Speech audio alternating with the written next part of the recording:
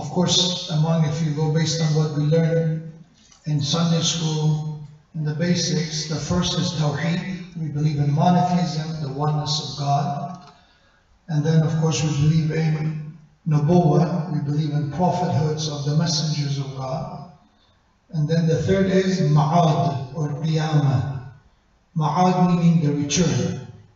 And the belief of the return is that we believe life is one of our principles and foundations of faith, that we believe that after death, life continues in a different form. We will return to Allah subhanahu wa ta'ala, and we have to face the judgment, the day of Yawm al-Hisab, Yawm al-Qiyamah, resurrection. So each of these principles of faith, there are not only revelation and there's not only divine teachings about them, but also we can use our intellect to understand them. So when it comes to our reason, our aql, we are capable of finding reasonings, arguments, how to justify and at the same time defend our faith in Allah subhanahu wa ta'ala, believe in prophethoods, and then believe in the Day of Judgment. Meaning that, for example, when we think of justice, when we believe God is just. By the way, as a followers of the school of Ahlul Bayt, as a Shia, to all who are Shia, we believe that these three, there is a qualifier for two of them, for the Shias. Meaning that what makes us theologically Shia, we believe in Tawheed, there is also Adl. Meaning that we believe the one God that we believe in is also He's just. And that justice plays an important role in our theology. The truth is, it's not something separate from Tawheed. Adl is part of Tawheed. But in order to understand that even within Islamic faith, there are different understanding of theology, and especially monotheism. So we are Ja'fari school of thought. We used to be also known among the theologians as Adliya, because Adl and belief in the justice of God is an important part of our theology. And then, of course, when it comes to prophethood, we believe the prophethood. Prophet had awsiya, they had successors. Each prophet of God did not leave his people without a successor. When Musa left his people, he appointed his brother Harun to be his successor. And the same is true with the rest of the prophets of God, especially the last messenger of God. So that's why we believe in Imamah, which our understanding is that Imamah is part of the divine guidance, the same way prophethood was part of the divine guidance. And again, we can use our reason the same way when it comes to believing in God. The reason is, the truth is that when we think about our existence, the first question comes to mind when we look at anything that has been created is who made it. If you see a car, if you see a painting, if you see anything that has some kind of wisdom in its creation, quickly what comes to mind? The maker, the creator, the fashioner. So with that, when you look at the universe, when you look at the laws of physics, when you look at the nature, when you look at the precision that exists, we believe that this is, okay, who is the one behind all this precision? Ash-shamsu wal-qamaru bi-husban wal-najmu wal-shajaru yasjudan. All of these massive and at the same time very precise creation, that they work in harmony. Who is the one behind it? So we can think from the effect, thinking of the cause. With the imamate and prophethood, again, the logical, there's so much, but again, if I want to just quickly refer to one, is that, okay, so the one who created us, He brought us to this, and He expects us to live a certain life, to be good and righteous. Did He create us and abandon us on our own, and then He expects us to figure out on our own? Or no, He made sure He sent us instructions, He sent us guide. So the logical aspect of it is the justice part of it, is that the just creator will not abandon people and expect them to figure things on their own. Otherwise, they will go through trial and error They make a lot of mistakes, and as a result of that, you cannot hold them accountable. Example, if we use that analogy for parenting, if God forbid a parent never taught their children right from wrong, how do you expect them to learn? From YouTube, from social media, from their peers, from school, where?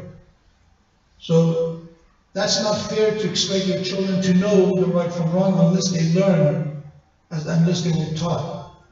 If they later on, although you taught them, they figure out and they, God forbid, they went against everything you taught them, that's now is on them.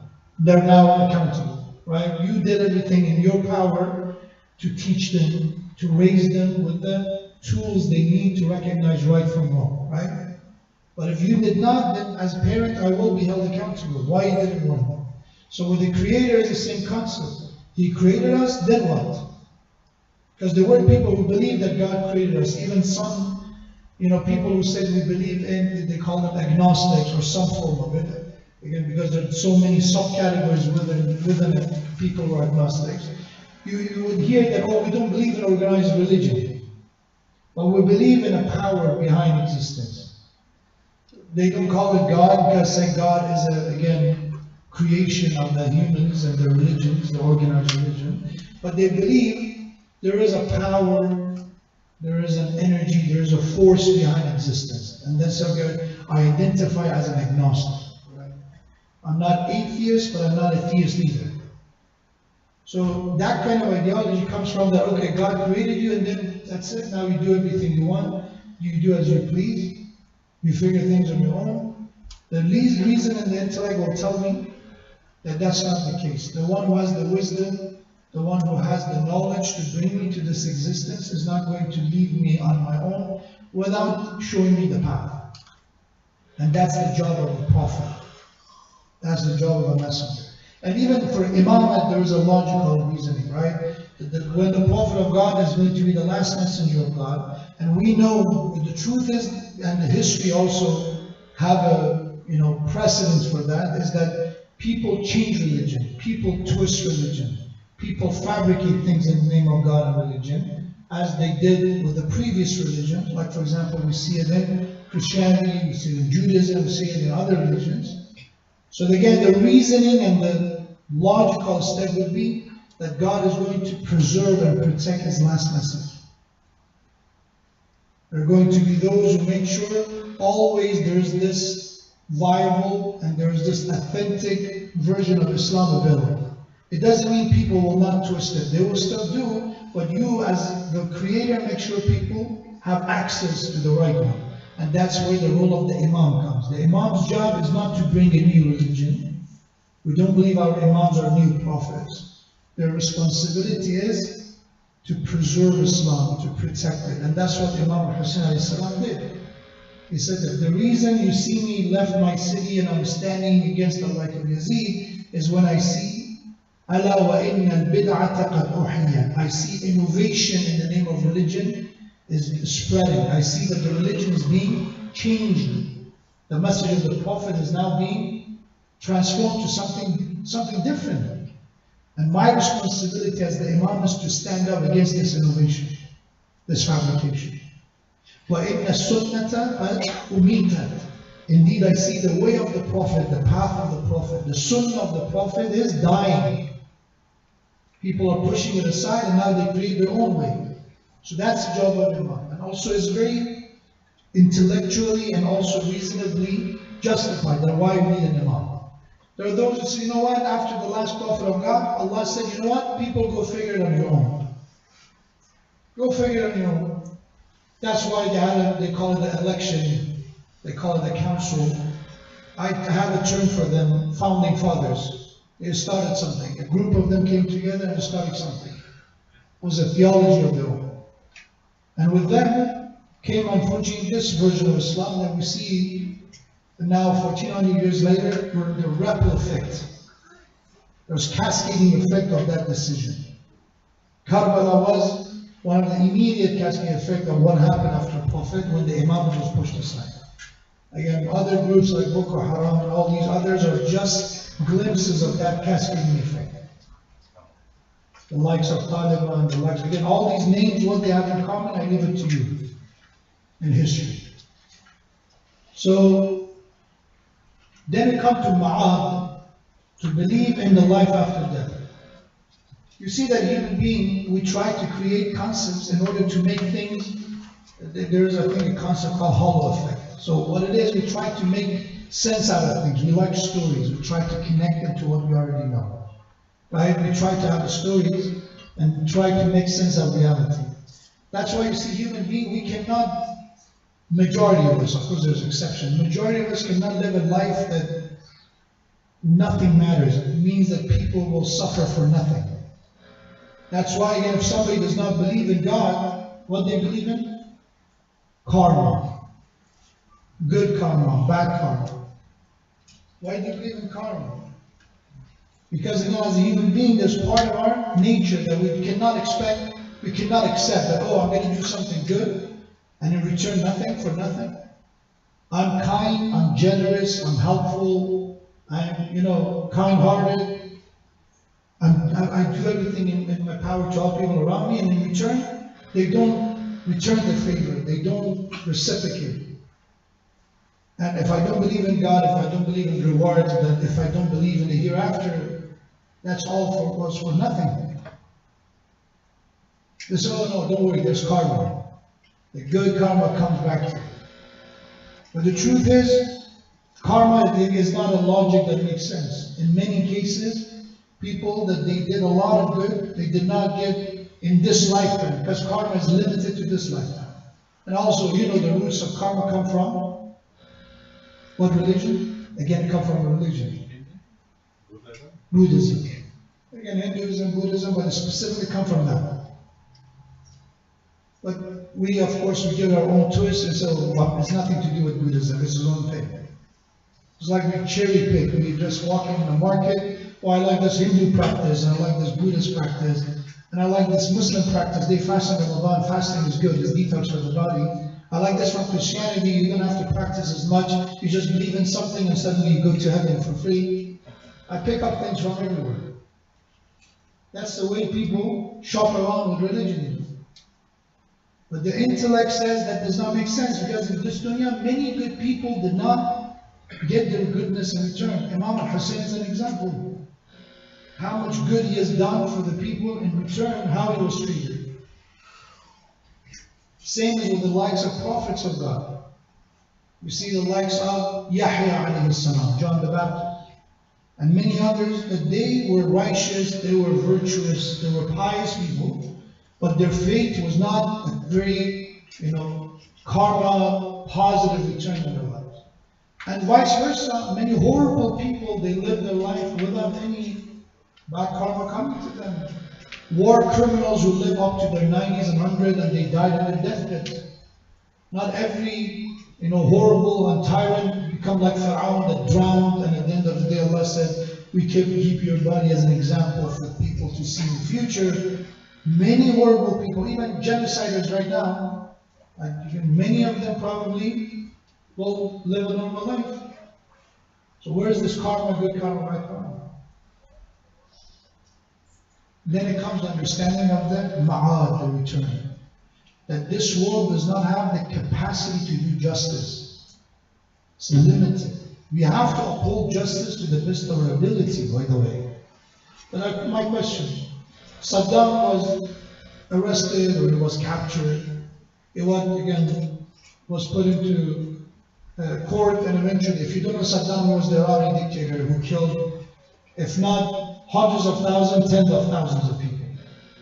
And not normal killing. We're talking about gruesome torture, all kind of, dark images that you can imagine. This guy was captured, put to trial. Eventually, they say, he was sentenced to death. And of course, conspiracies is whether he was or not, I don't know, and at this point, I don't want to entertain it. But the point is, let's assume, yes, he was sentenced to death. How many times was sentenced to death? Sometimes you see in the courts they do it, I don't know, is it as a gimmick or for the show? Oh, this person is sentenced to death 20 times, 100 times. But the truth is, how many times that person going to die? Once. So how can justice of tens of thousands of Iraqis who were innocent and they were killed by him to be upheld? To punish someone like him? Think about Nagasaki, Hiroshima, the atomic bomb. Hundreds of thousands of people.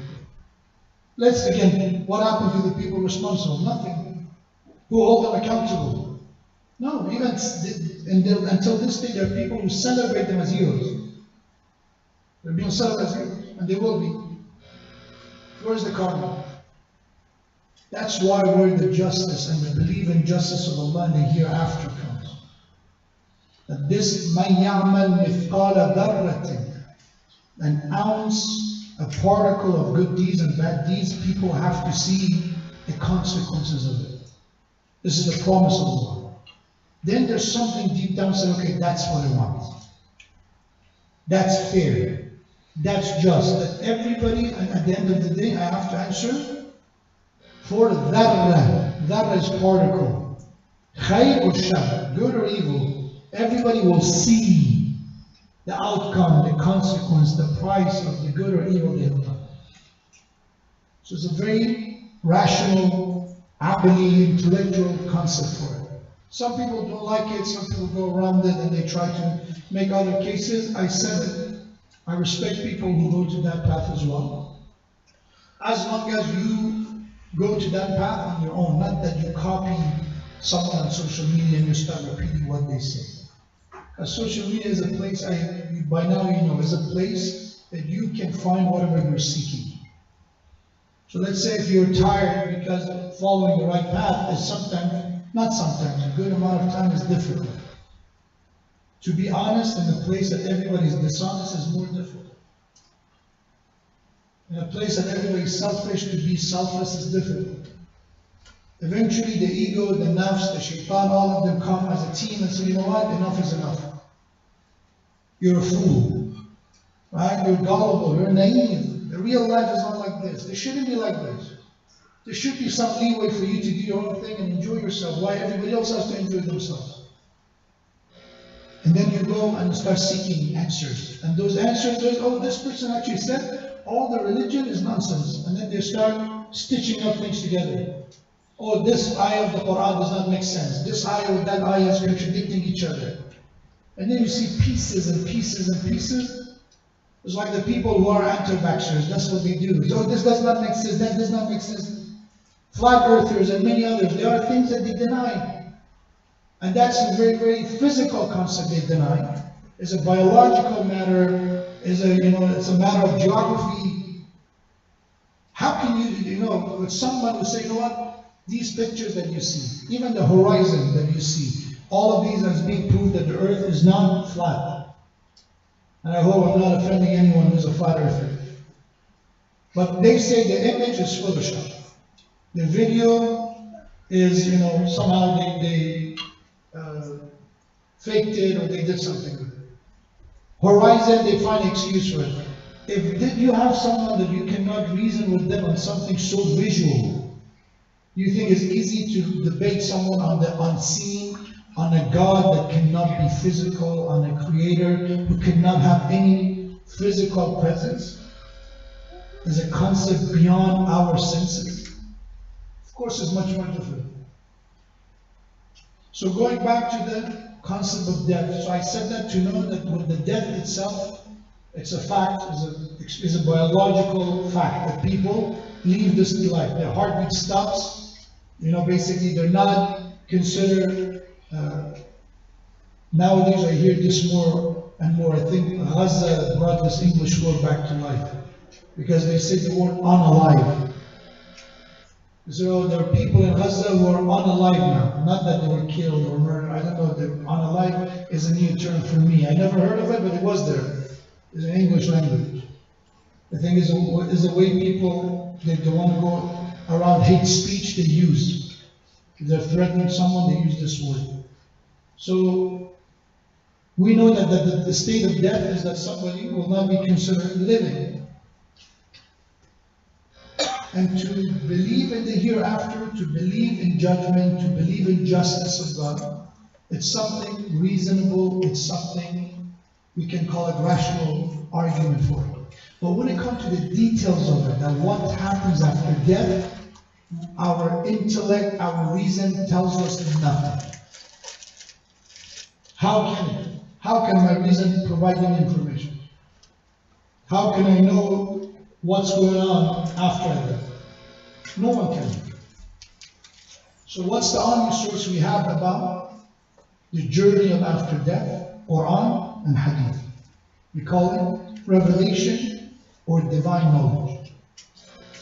That's why it's important to adhere to our teachings of the Quran and teachings of the Prophet Muhammad to understand what's going on after death.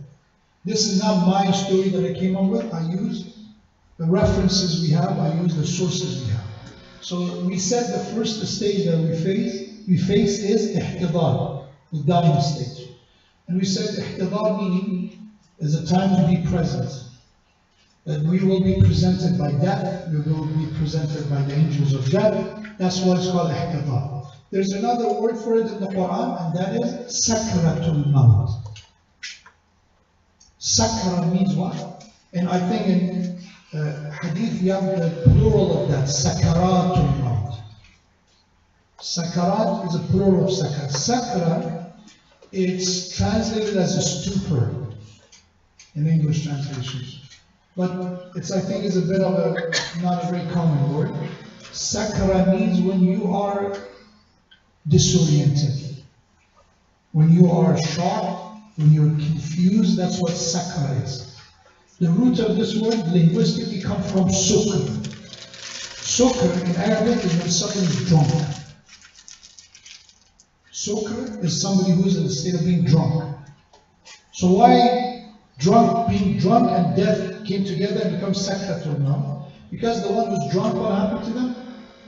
They lose the orientation, they become disoriented, they cannot walk in a straight line. You've seen the test they do, the test, the police test when they come to, again, I forgot the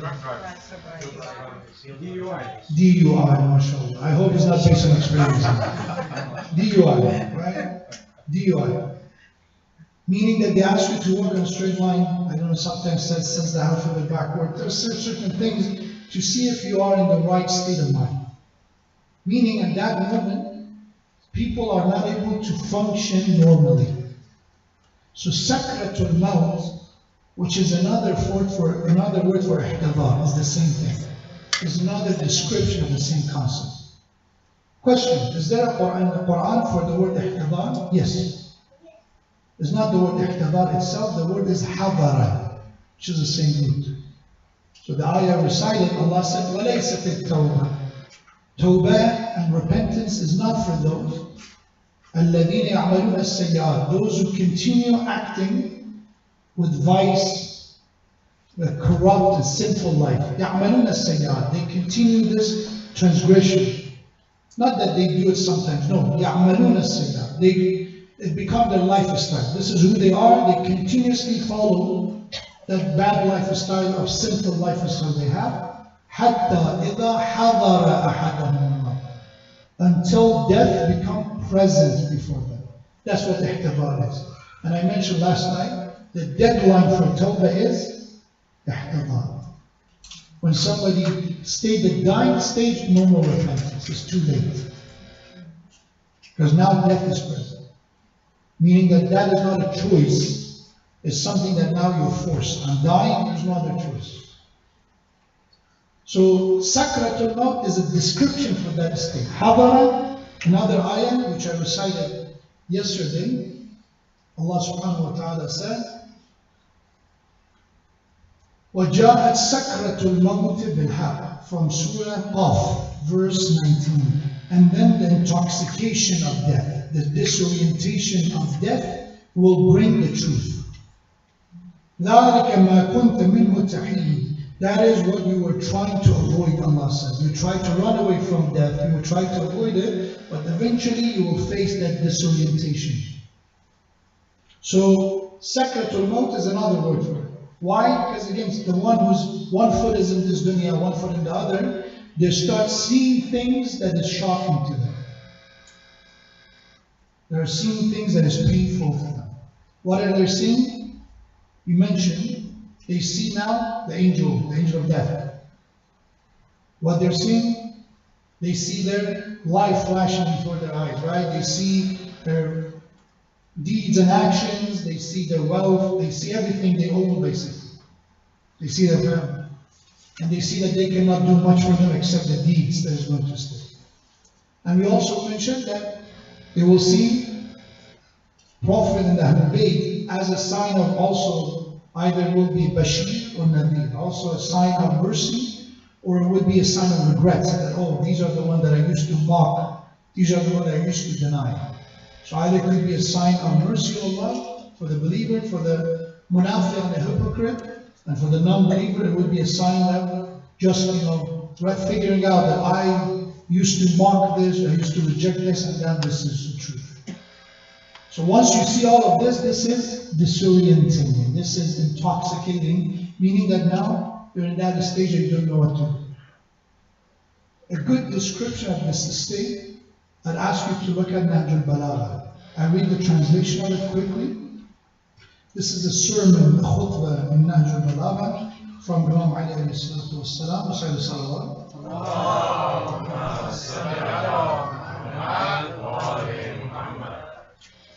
This is the sermon 109 of Nahj al-Balagha, but something remember the English translation, the order may be a bit different. So if it's 108 or 110, it may be, depending on the order. But 109 is the section on death. So this is what Imam says. فَغَيْرُ مَوْصُوفٍ مَا نَزَلَ بِهِمْ. Indescribable is what has befallen them. This is the one who's dying. So as I said, our intellect cannot tell us what happens when we die. The dying stage is not going to tell us the proper understanding from the intellect. But Imam, with the knowledge that he has, with the divine knowledge he has, is giving us, shedding some light on this subject. Indescribable, meaning that even this description that Imam is doing is not going to do justice. This is just a glimpse, this is just a sample. اجتمعت عليهم سكرة الموت وحسرة الفوت.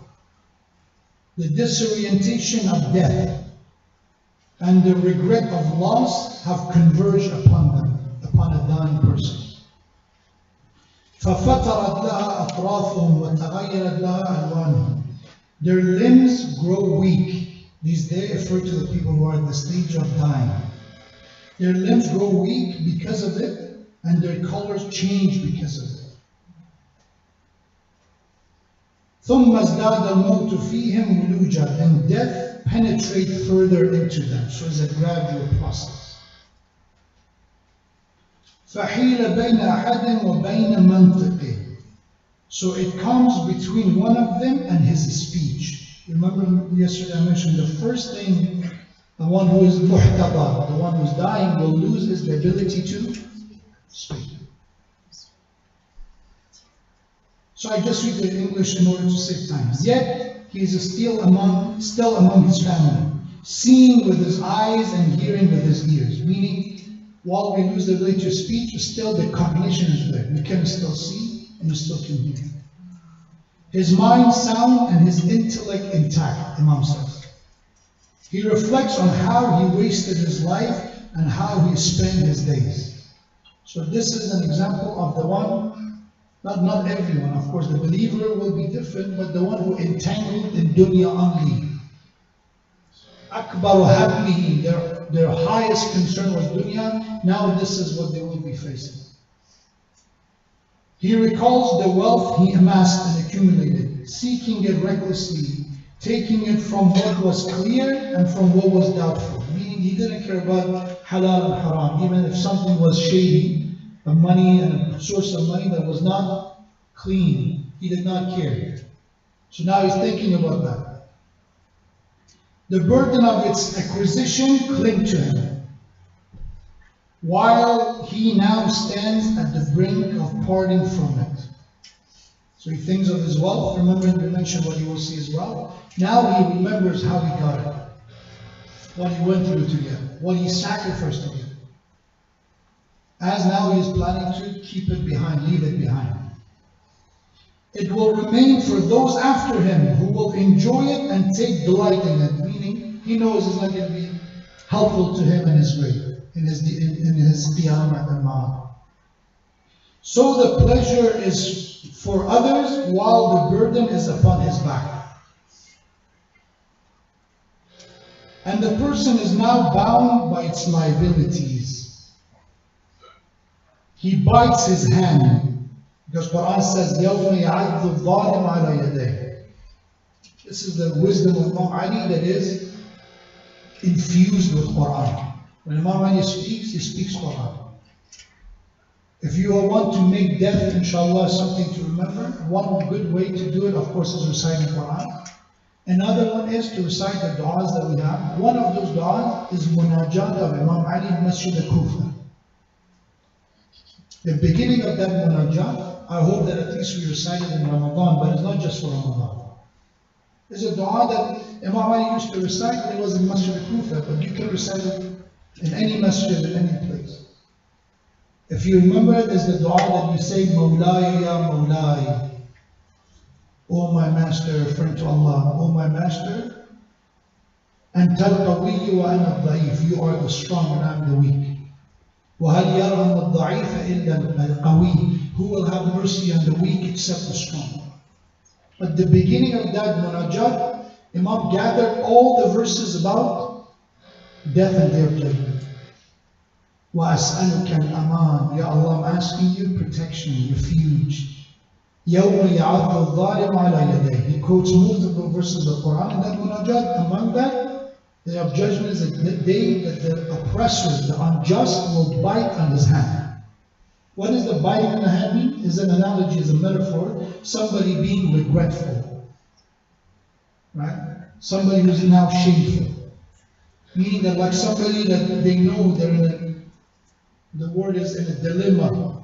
They're in some kind of trouble that they can do nothing. They can just sit down and do nothing. They're just spectators. So here Imam says this dying person, he bites his hand in regret for what has become clear to him of his estate at the time of death. He turns away from what he once desired during his life. Let me repeat it. He turns away from what he once desired during his life. Meaning everything that he used to love to have, now he doesn't care because now we see death.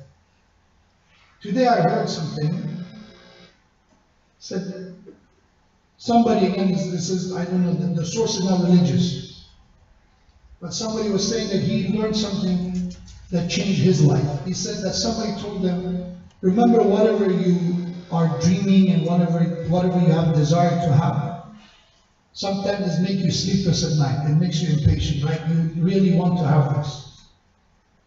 It could be, I don't know, position of this dunya. Sometimes it could be, I don't know, lost shahwa. I don't know what it is. So remember 10 years ago. What were your desires 10 years ago? Right? And remember that from those desires, how much of that you have today and you don't care anymore. When I was, let's say, 10 years old, my biggest desire was to have a bike. Not this generation of 10 years old. Probably they want, I don't know, a scooter or something like that. If they want a scooter. A bike. That does not make me a better person. It makes me a person who live in the past. That's it. I'm old. That's what it is. Then I got the bike. Best day of my life, I remember memories. Now that was not my biggest desire anymore. I want now differently. Remember the car that now you are very annoyed by because it's breaking down. You have to fix this corner and that corner. Remember 10 years ago when you got it new?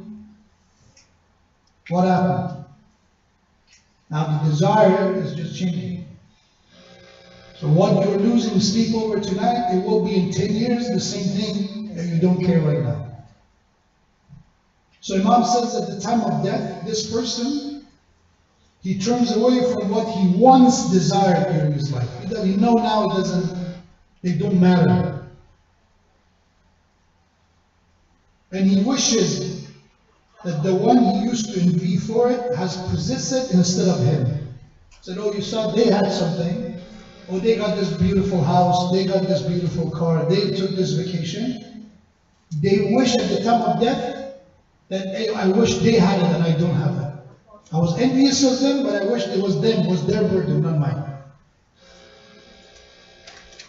Meanwhile, death continues to intensify in his body until his tongue mixes with his hearing. So he is among his family, unable to speak with his tongue, nor hear with his hearing. That's the second loss, right? The loss of hearing after their speech.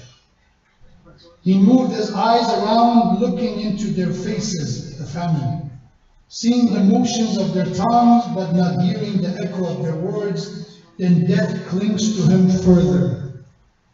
His sight ceases just as his hearing was seized. So, tongue, hearing, and last one, the eyes. His soul departs from his body and he becomes a corpse among his family. They feel strange from his sight and withdraw from his nearness. This person that they love so much, the moment death happens, what happens? You ask somebody to sleep in a room with a dead body. Imagine. Look at the wisdom of God. So this, you were the one that they wanted to be with you, but the moment your soul leaves the body, they find excuse to leave you. They don't want to be near you. He no longer comforts a weeper, nor responds to a caller. Then they carry him to trench in the earth. There they consign him to his deeds, and they depart from visiting him. So this is ihtibar, this is the stages of dying, according to Modarres. There are two more sightings, and I finished with that. Two more sightings at the time of ihtibar. So we said three, a total of 5 categories. There are multiple narrations, but there are 5 categories of the things that people will be presented or we will see. The 4th one that we will be seeing is actually shaitan or shayateen. At the time of death, we have that shaitan knows this is the last chance he has, last chance, to make someone misguided. I said the story of the Abid of Bani Israel. Remember that shaitan did not leave him even when he was at the cross or when he wants to be hanged. So we have that, that's why it's called intoxication of death. Because you also not only see angels, but also shayateen in the dunya, they try to use their basically last hour. So we have examples of this. We have that our beloved Prophet Muhammad sallallahu alaihi wasallam,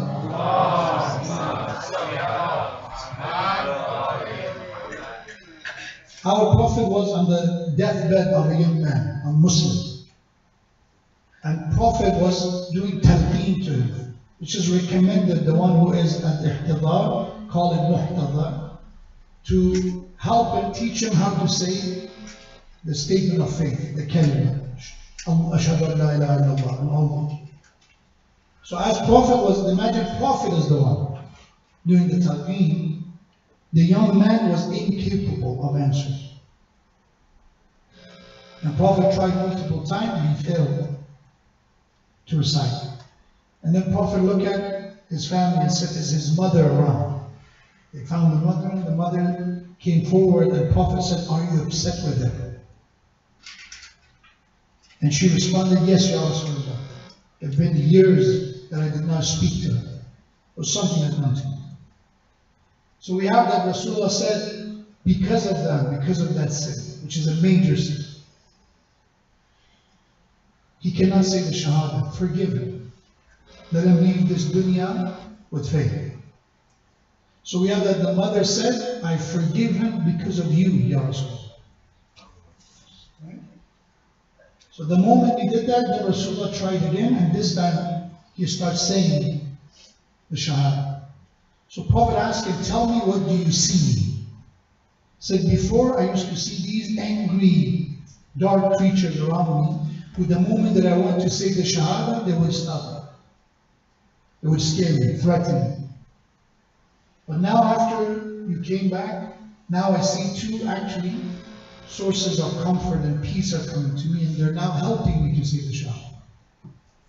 So it's what we will be exposed to depending on the action. So we have that Prophet told him after the Shahada, he said, recite this after me. Ya man yaqbalu yasir. Prophet taught the young man. It's a good dua to remember by heart. Ya man yaqbalu yasir wa ya'fu an al-kathir. O the one, referring to Allah. O you the one that you expect the little, the insignificant amount of my good deeds. And you forgive and pardon the abundance of my sins. اقبل مني اليسير, accept the little that I offer. وَعْفُ عَنِّي الْكَثِيرِ, and pardon the abundance of the sin that I brought to you. إِنَّكَ أَنْتَ الْغَفُورُ الرَّحِيمُ. Indeed you are all forgiving and all merciful. So we have that he said the Shahada and then he died. But this time was at the stage of peace. The fourth thing will be presented will be with the shayateen trying to trick us. I come to, inshallah, hadith in a second, that there are people that shaitan says, I have no way to get into them or trick them. That's how we can bulletproof ourselves against the shayateen, not only at the time of death, but even in our lifetime, inshallah. And the fifth and the last thing that we will see at the time of death is, so we mentioned angels of death, right? We mentioned our a'mal, family, wealth. We mentioned Prophet and Ahlul Bayt. We mentioned shayateen.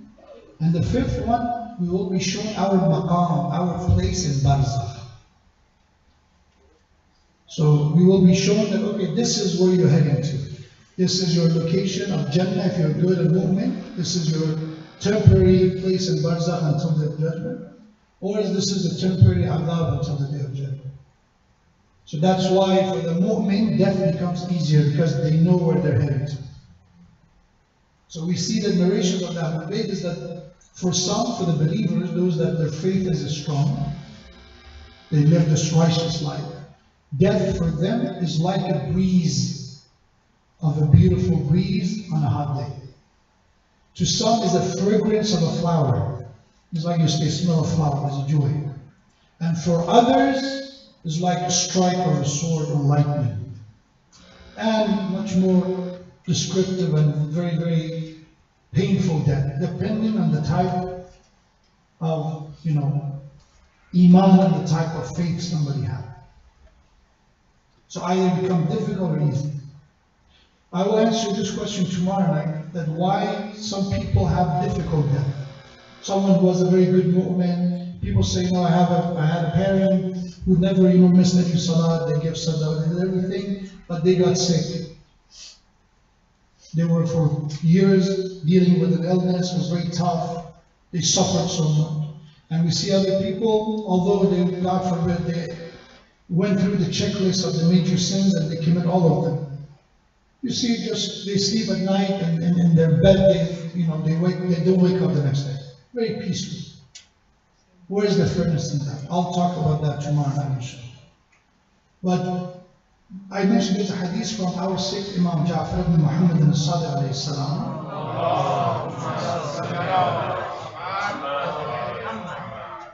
The hadith says, once again, this is the divine, this is the wisdom that we have from the Nabi alayhi salam. Imam says, قال إبليس خمسة ليس لي فيهن حيلة. This is what Shaitan confessed, that there are 5 types of people over whom I have no power. I cannot trick them. Who are they? وَسَائِرُ النَّاسِ بِقَبْضَتِي. While the rest of the people are within my grasp, I can tempt them. I can persuade them. But remember, Shaitan cannot force us by that. Even at the time of death, Shaitan cannot come and just hold on to my mouth and say, don't say it. It's just temptation.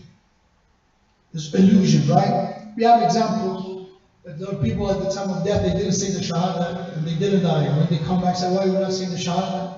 So there was someone holding on something that I love so much. Let's say if it was a watch. Something that I love so much. And he would say, I smash it if you say it. So the first thing they did was they gave it away, they donated it. is that I love something so much that I'm ready to sacrifice my faith. And I'm too dependent on that much. So here are 6 5 types of people Shaitan cannot get into them. Number 1, مَنْ اعْتَصَمَ بِاللَّهِ عَنِيَّةٌ صَادِقَةٌ. The one who holds firmly to Allah with a sincere intention. The one that they don't just focus on the quantity of their work. Rather, they want the quality, that I do this only for the sake of Allah. I don't care if people validate it, if people praise it, if they thank it or not, I do it for Allah. I remember a scholar used to say this. So you know what, one time I decided that I'm going to do something sincerely for Allah. And I went and I started teaching a class in a community, and I told them, don't worry, there's nothing, I'll spend everything out of my pocket, accommodation, everything, shelter, everything I'll do myself. I can afford it, I can, so I will give this. So he said I went, and I was fighting with my nafs and desires until the last day. When I was leaving, I was very grateful, alhamdulillah, I taught all this. And now I can say, Ya Allah, I did something I invested even my resources and my money in it. And as I was walking out, people started leaving the class before offering me to go first. They didn't respect it. I'm the teacher, I'm the scholar. I suddenly told myself, look, you did not ask me for anything, and they don't even have the decency to offer you first. And I told myself, oh, so you were not really sincere. If it was for Allah, you didn't care if they let you go first or not. You did it for Allah. Apparently you did it so to get the respect. So that's how sincerity is difficult. Sincerity means that I have no expectation from anyone except Allah. And that's not easy. That's a journey of decades that they said that it took me decades to do some action that is only for Allah. For some people, inshallah, they already accomplished it. But Shaitan said, the one who does business with Allah, I have no power over them. How can I tempt them? They already know they should not count on people's compliment. They don't care if people are not grateful or not. وَاتَّكَلَ عَلَيْهِ فِي جَمِيعِ أُمُورِهِ, and relies on Allah and His affairs. Meaning he knows that he does the action, but he recognizes everything comes from Allah. Even his free will is from Allah. He doesn't consider his action independent from Allah. He relies on Him on everything. Even the good deeds that he does. Second one, مَنْ كَثَّرَ تَسْبِيحَهُ فِي لَيْلِهِ وَنَهَارِهِ.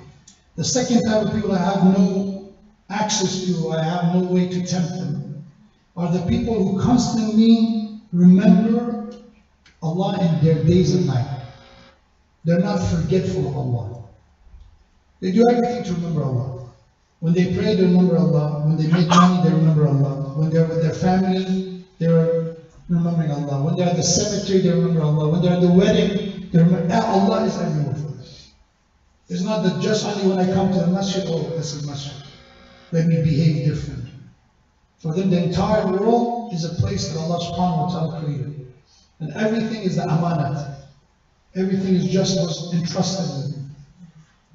The third one, مَنْ رَضِيَ لِأَخِيهِ الْمُؤْمِنِ مَا يَرْضَهُ لِنَفْسِهِ.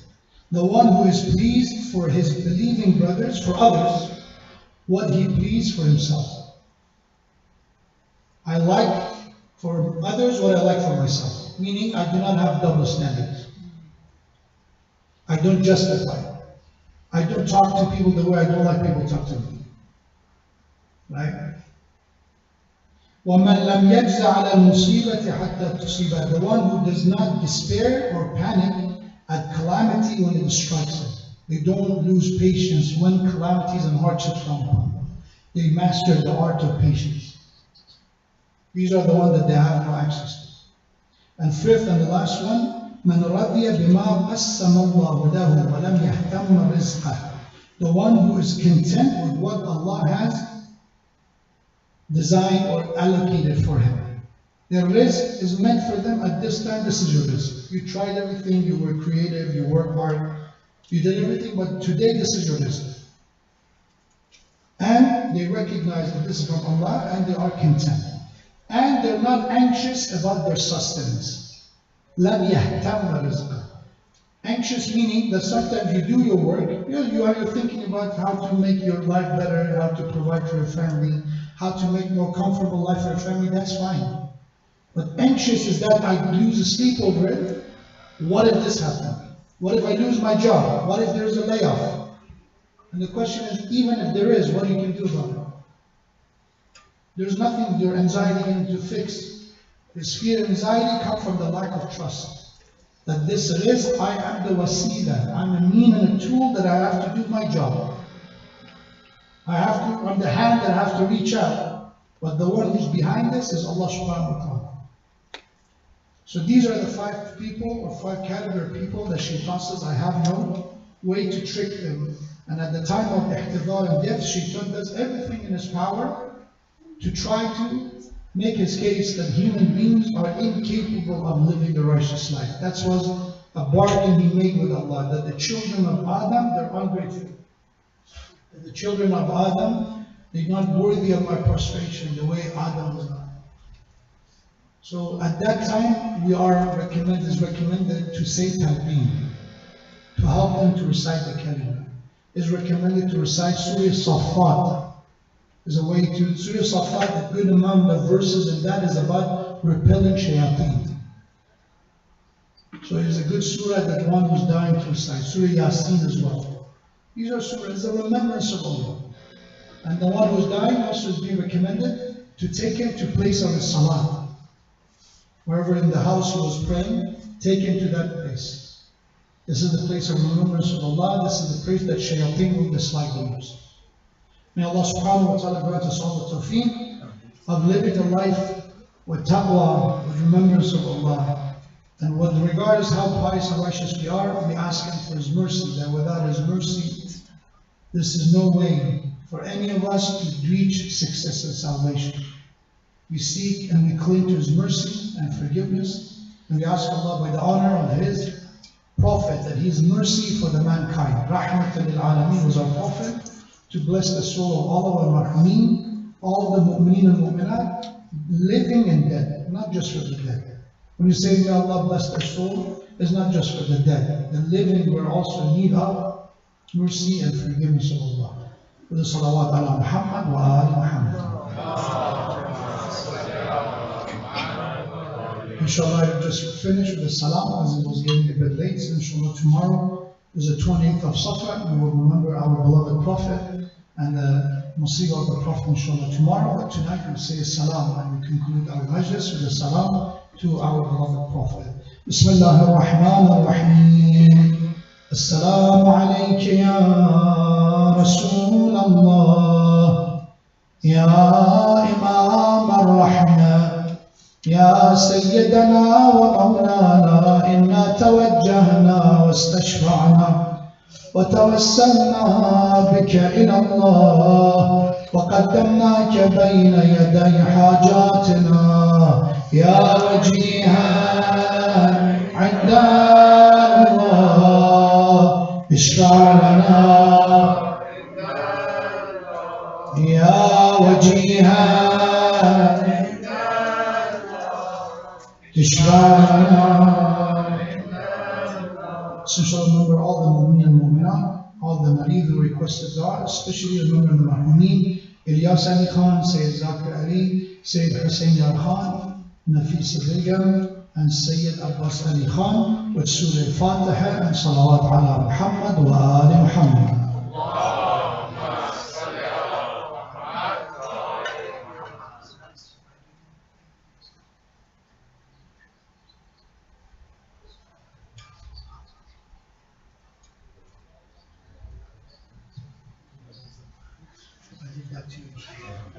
صلوا على محمد وآل محمد.